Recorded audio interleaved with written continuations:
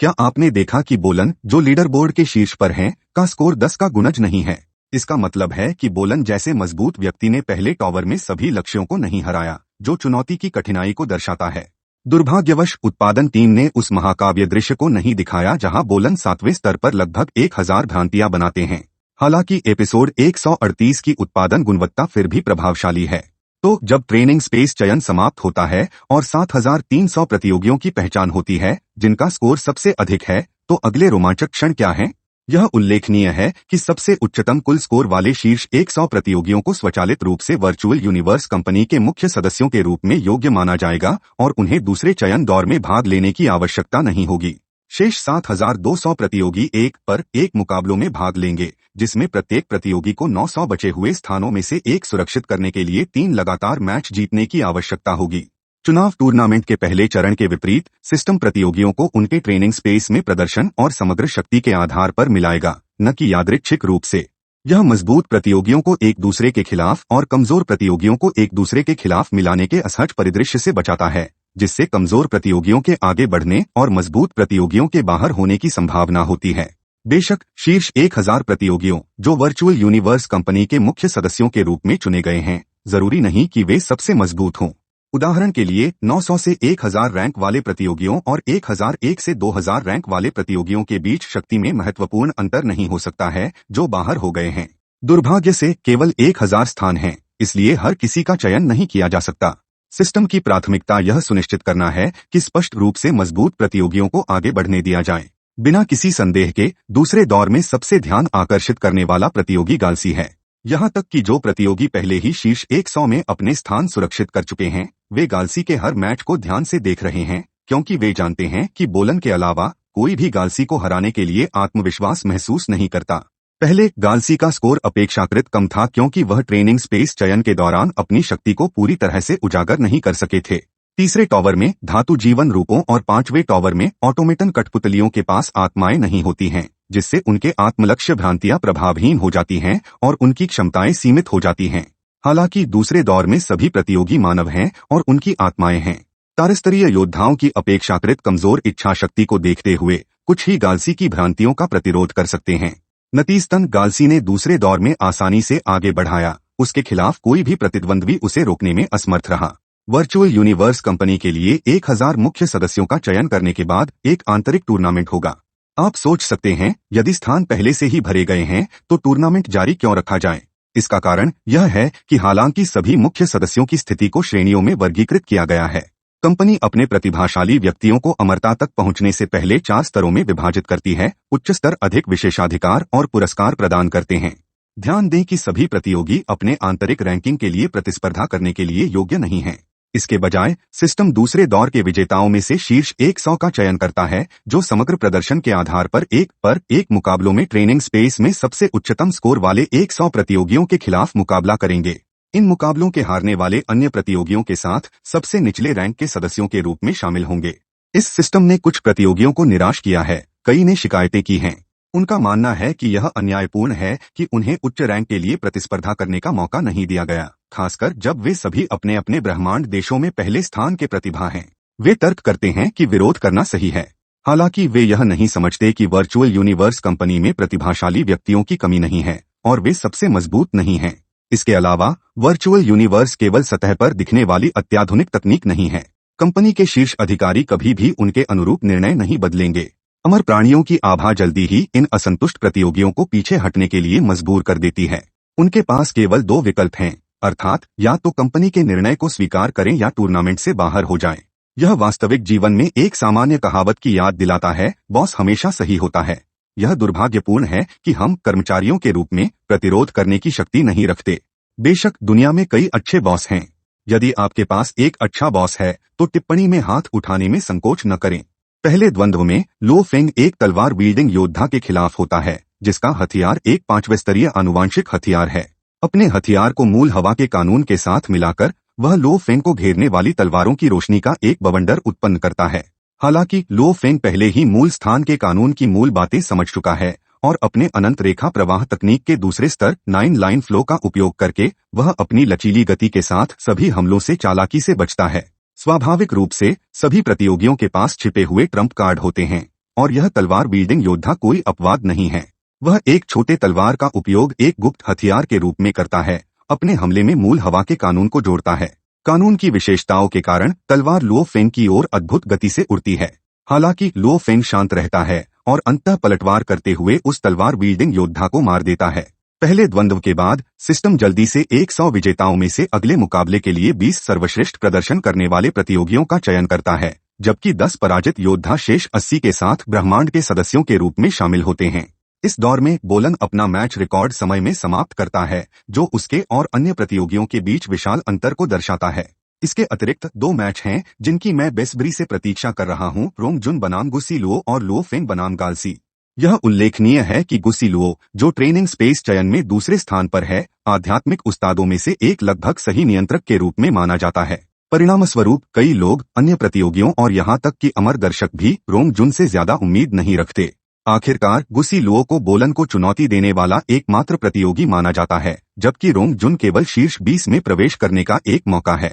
उनके रैंकिंग के आधार पर रोंग जुन की हार का पूर्वानुमानित है। इसके अलावा योद्धा आमतौर पर आध्यात्मिक उस्तादों के खिलाफ हानि में होते हैं, क्योंकि यदि वे पास नहीं पहुंचते हैं तो उनके पास जीतने का कोई मौका नहीं होता। हालांकि वे यह नहीं जानते कि रोंग जुन ने अपनी असली शक्ति को छुपा रखा है।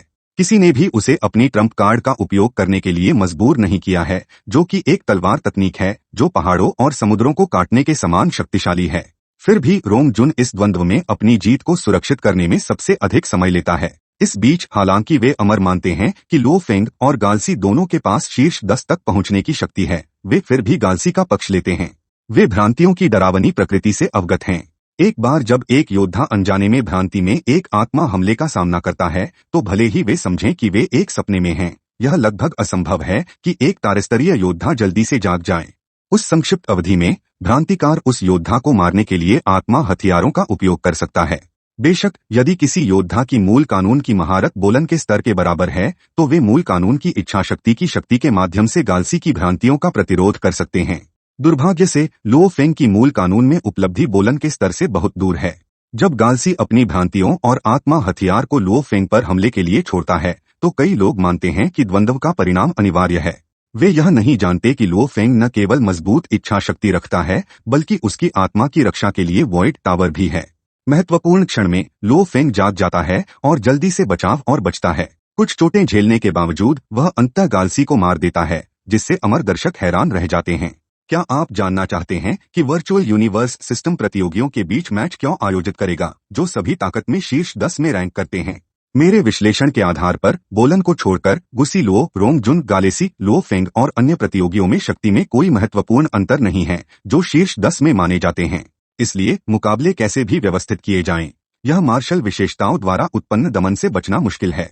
उदाहरण के लिए गालेसी को रोंग जुन के खिलाफ जीतने की अधिक संभावना है, जबकि लुओ फेंग शायद गुसी लुओ को आत्मा नियंत्रण के मामले में नहीं पछाड़ पाएंगे। यह ध्यान देना महत्वपूर्ण है कि वर्चुअल यूनिवर्स कंपनी का उद्देश्य प्रतिभा को विकसित करना है, ताकि मानव जाति की शक्ति को बाहरी खतरों का सामना करने में बढ़ाया जा सके। उनके असली दुश्मन मानव प्रतियोगी नहीं हैं, बल्कि वे बाहरी जातियां हैं जो छिपी हुई हैं। गालेसी की मजबूत भ्रांति कौशल का क्या उपयोग है? उसके असली दुश्मन आत्माओं वाले मानव नहीं हैं, बल्कि आत्माहीन ऑटोमेटन जातियां विशेष आत्मा वाली जर्ग जाति हैं। बेशक कई विदेशी जातियां हैं जिनकी आत्माएं हैं। इसलिए यदि गालेसी लुओ फेंग को हरा सकता है, जो असाधारण इच्छा शक्ति रखता है, तो वर्चुअल यूनिवर्स कंपनी उसमें निवेश करने के लिए अधिक इच्छुक होगी। दूसरी ओर यदि लुओ फेंग युवा उम्र में भ्रांतियों का प्रतिरोध कर सकता है, तो वह और भी अधिक निवेश के लायक है, क्योंकि जिस व्यक्ति की इच्छा शक्ति मजबूत होती है, उसकी संभावित उपलब्धियां भी अधिक होती हैं।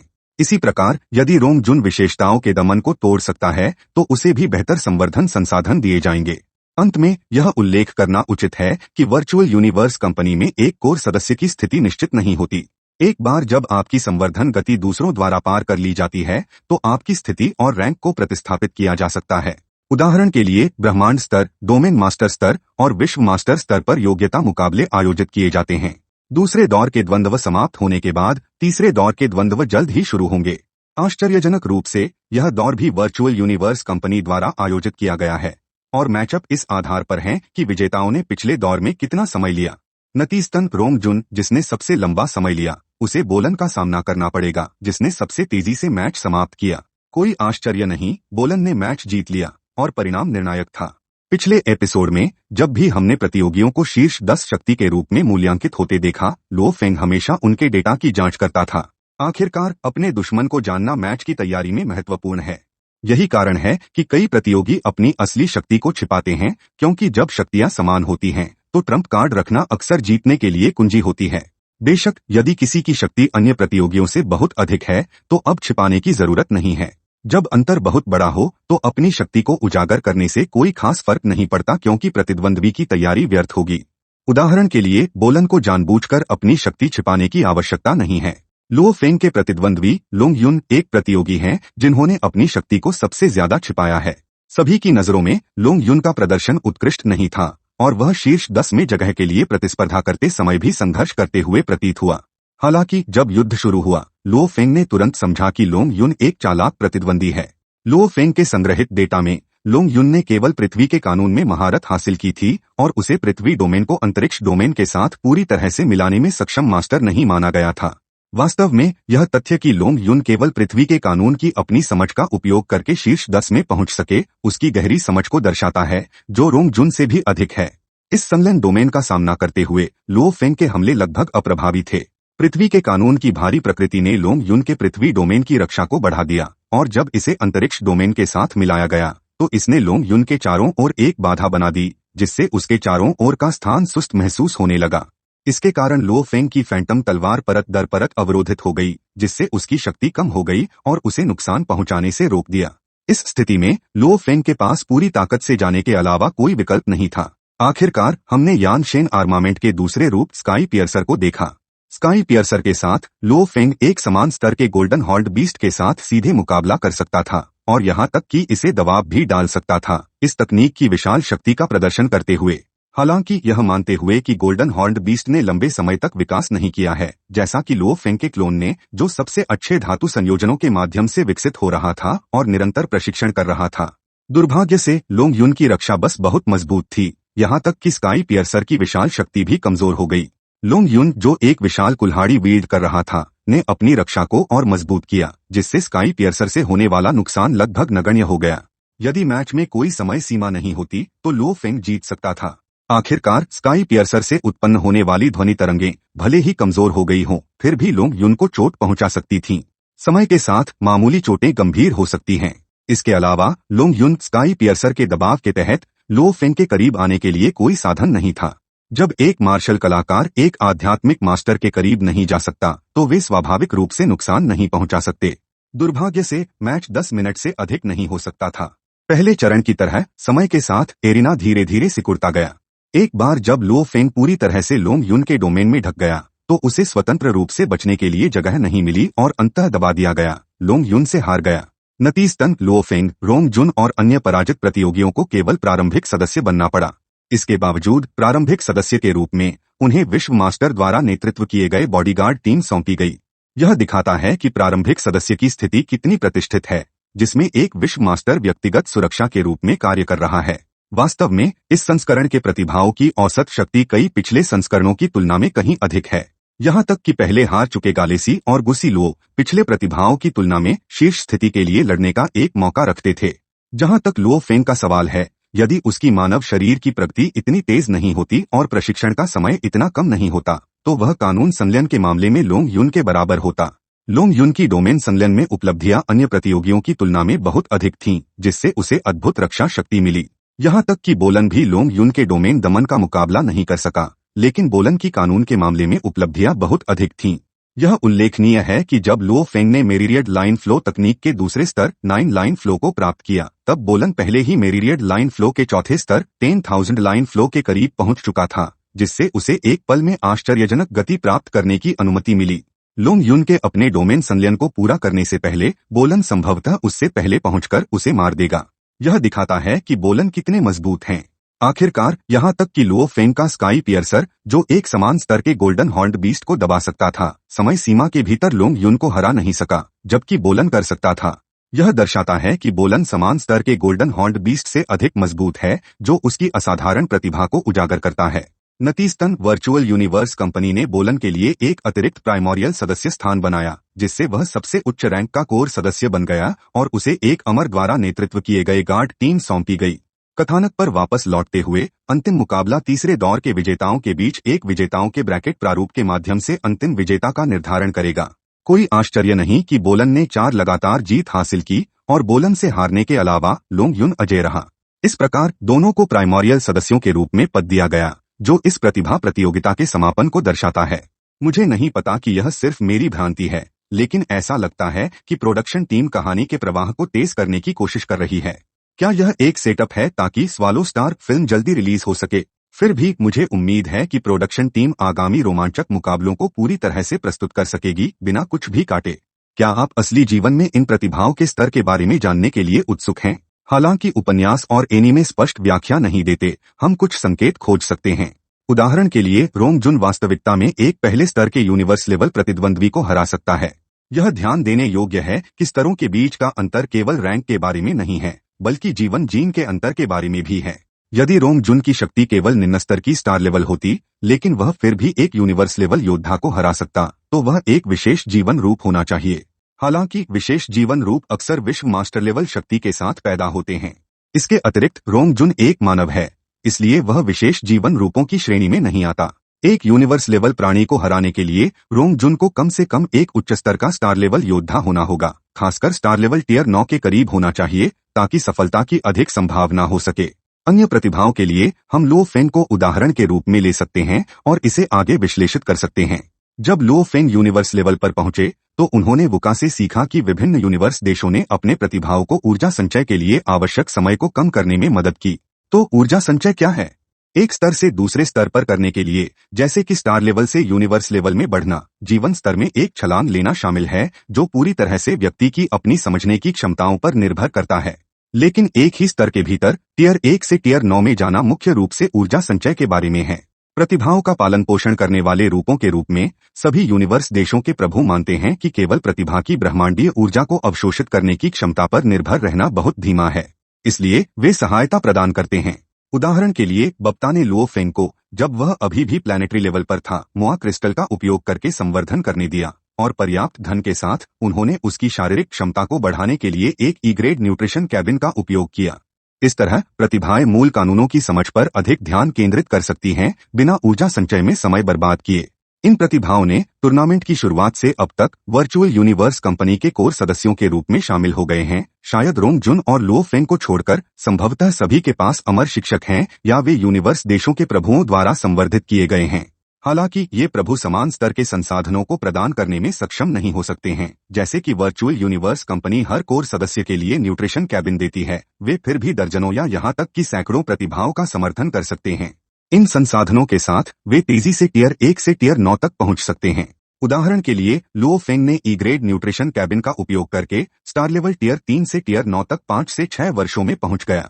इसलिए यह कहना कोई आश्चर्य की बात नहीं है कि इन 1000 प्रतिभाओं में से अधिकांश उच्च स्तर के स्टार लेवल योद्धा हैं और आधे से अधिक शायद टियर 9 स्टार लेवल शक्ति भी रखते हैं।